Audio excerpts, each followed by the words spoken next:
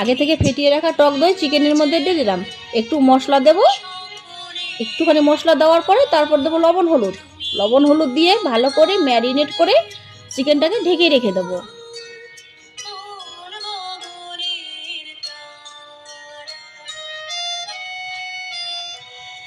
গরম তেলের মধ্যে লঙ্কা কুচি পেঁয়াজ কুচি দিয়ে একটু নাড়াচাড়া করে নেব। তারপর মশলাটা ওর মধ্যে মিশিয়ে দিলাম, দিয়ে ভালো করে নাড়াচাড়া করে নেব। ভালো করে নাড়াচাড়া করে নিয়ে মশলাটাকে একটু কষিয়ে নেব।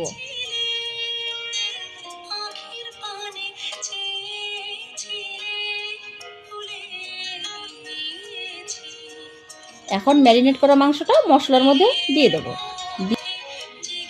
ভালো করে কষিয়ে নিচ্ছি। এখন মাংসটা কষানো হয়ে গেছে, মাংসটা অলরেডি